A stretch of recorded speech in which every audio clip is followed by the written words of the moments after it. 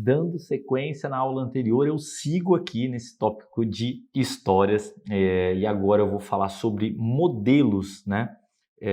Modelos de história que provavelmente você pode, né, de alguma maneira, se identificar. Inclusive esse caso aqui, embora não vá citar nome, naturalmente, das pessoas, a não ser da minha própria esposa, né, a Zanza, que estava envolvida, por questão de privacidade. Mas é o seguinte, imagina um cenário onde as mães foram chamadas na escola para falar de uma apresentação de final de ano. E envolvia essa apresentação a preparação das roupas, né, dos personagens que ia precisar para essa apresentação, entre outras questões. E os professores então chamaram. Observem né, as histórias aí, procure se identificar, procure perceber em qual história você se identificaria. Então, uma história. Eu sou uma pessoa muito ocupada, meu marido só consegue escolher algumas folgas. Tomei a liberdade de fazer algum ajuste ou outro com a minha memória, né, escutando como foi esse cenário, mas isso aqui inclusive é uma história real mesmo, de uma pessoa, né? Deveriam avisar isso com antecedência, pois o evento já será no mês seguinte, né? No mês seguinte, como se não fosse com antecedência. Não gosto da escola me incomodando toda hora com eventos. A escola deveria arcar com os custos e não nos repassar, e deveria focar nas atividades técnicas dentro da sala de aula, né? Tenho 2 filhos na escola, os gastos estão altíssimos, né? Também não acho justo, essa parte foi muito curiosa, que algumas mães precisem comprar roupa do personagem e outras não, porque a escola ali apresentou algumas roupas que poderiam reutilizar, mas não tinha roupa para todo mundo. Não vou comprar a roupa e meu filho não vai participar, pois não quero perpetuar esse tipo de comportamento. Alguém tem que agir com relação a isso. Sou o tipo de pessoa que age de acordo com seus princípios. Vou dizer não com firmeza. Então, essa é uma história. Vamos para um segundo tipo de história aqui. Uau! Que legal que a escola tem esse modelo pedagógico de viver as experiências fora do ambiente da sala de aula, né? Eu me lembro que minha escola também fazia, era muito divertido isso. Eu sou o tipo de pessoa que estimula os jovens a viver novas experiências e apoia a escola e os professores, né? Eu vou avisar que comprarei um pano TNT, um cetim, bem baratinho, e eu vou colocar umas pedrinhas para ficar bem lindo, né? Se eles quiserem, faço até para as outras crianças também, né? Essa era até a história da Zanza, da minha esposa. Acho muito chato, uma terceira história, acho muito chato a escola ficar sempre pedindo para comprar alguma coisa. Mas esta é a função de uma boa mãe. Faço parte da comunidade, sou uma boa cidadã. Vou me programar para o evento, pois é isso que um bom membro da comunidade deve fazer. São 3 tipos, né, de histórias que você pode se identificar, e não existe necessariamente nesse momento, eu não estou dizendo que existe alguma certa ou errada, mas é importante você entender com qual história você, né, está trabalhando. Um exemplo de uma outra história curiosa é que 2 vendedores, né, vendedores de sapato, né, teriam ido até a África lá por volta do início de 1900 do século para avaliar oportunidades. E eles enviaram telegramas, né, separadamente para o chefe. Um dizia, situação desesperadora, eles não usam sapatos. O outro telegrama seria, enorme oportunidade, eles não têm sapatos, né? Então, quer dizer, qual a história que você conta e que está te conduzindo?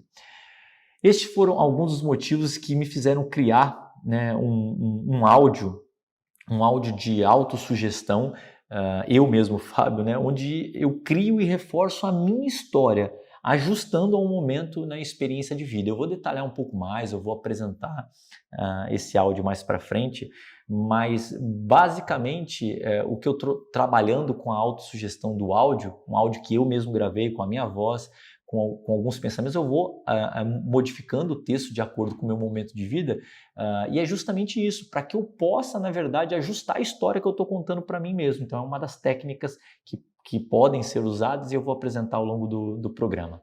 naturalmente depois de apresentar todo o contexto científico sobre essa técnica. Tomamos decisões com base no desejo de sermos verdadeiros para com nossas personas, né? A maior parte desse processo acontece inconscientemente. Lutamos para ser consistentes, né? Queremos tomar resoluções que estejam de acordo com a nossa ideia de quem somos. Quando tomamos uma atitude que se encaixa em uma de nossas personas, ela nos parece correta. Quando tomamos uma decisão que não se ajusta a uma de nossas personas, sentimos desconforto. Uma vez que tomemos uma decisão consistente com uma de nossas personas, lutamos para manter essa consistência. Estamos mais dispostos a tomar uma decisão ou atitude se ela for consistente com a história ou a persona que gerou. E aí, eu mesmo me avaliando, vejo muitas histórias. Eu lembro profissionalmente, por vários motivos, não importa quais, eu segui a linha de fazer o correto, de não entrar em nada errado, de não permitir qualquer tipo de corrupção, mesmo que seja mínima, né? E eu percebo o quanto depois, né, mesmo situações simples, eu não deixar, o seu cérebro age de forma congruente, né? Às vezes, nossa, será que eu estou abusando? Eu estou chato de ser tão sério, sabe? Às vezes criticando mentalmente outras pessoas e assim por diante.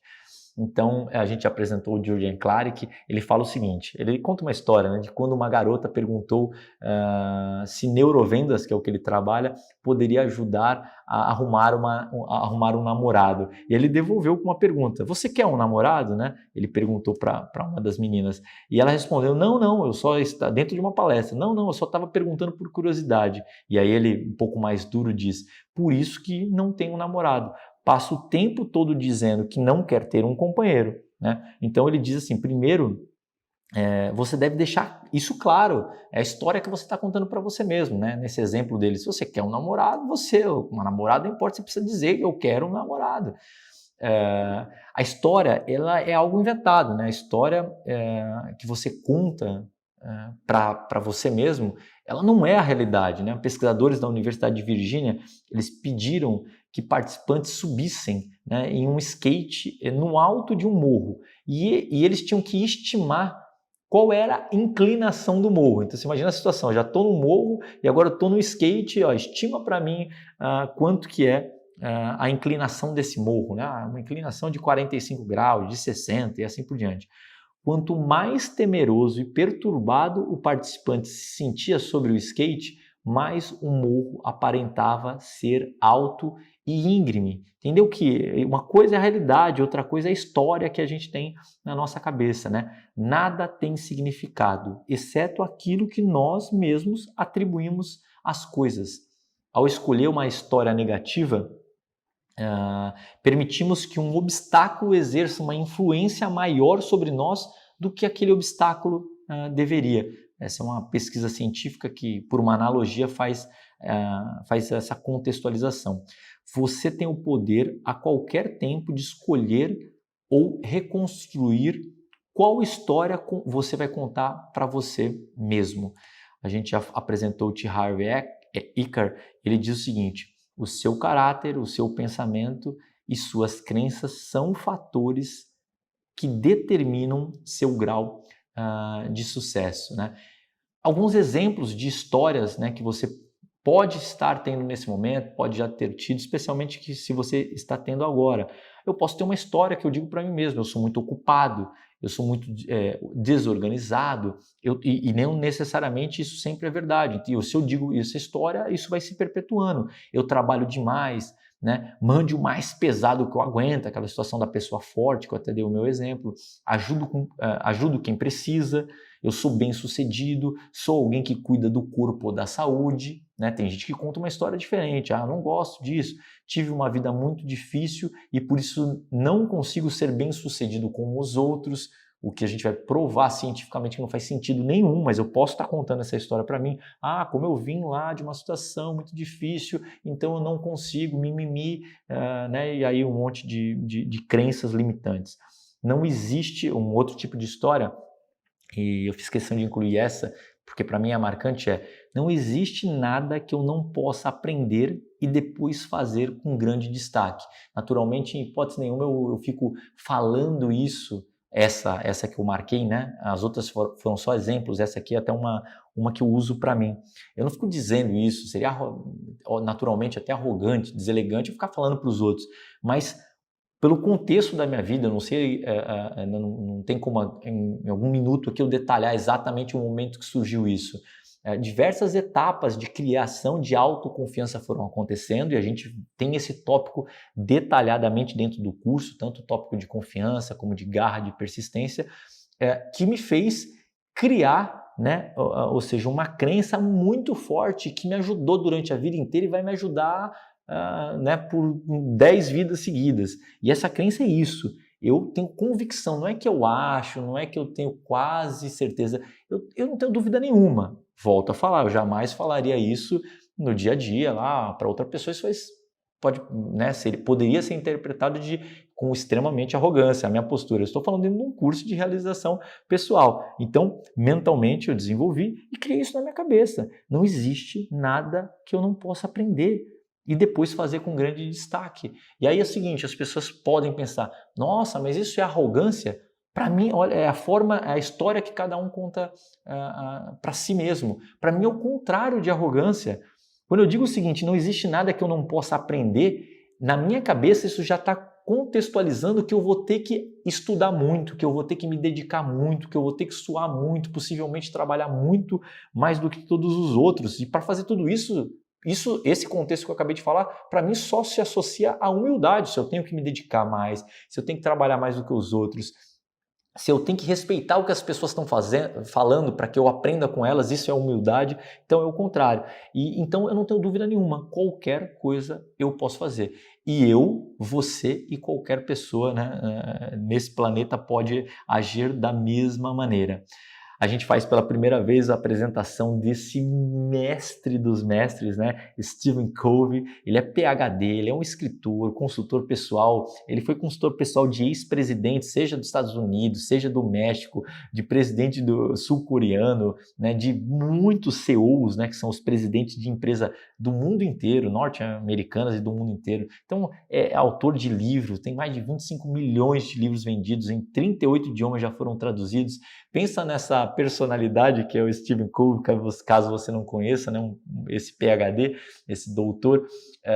Imagina um cenário que os mestres, porque dentro do programa eu praticamente só apresento mestres mesmo, grandes mestres. Esse aqui é o mestre dos mestres, ou seja, os próprios mestres citam, né, o Stephen Covey, nossa, esse é o mestre. E seja ele de personalidade acadêmica, né, pessoas acadêmicas, cientistas citando Stephen Covey, ou até de personalidades do esporte, por exemplo, Michael Phelps, que talvez seja né, até o momento é o mais renomado, com mais medalhas de ouro, etc., na história de um ser humano, né?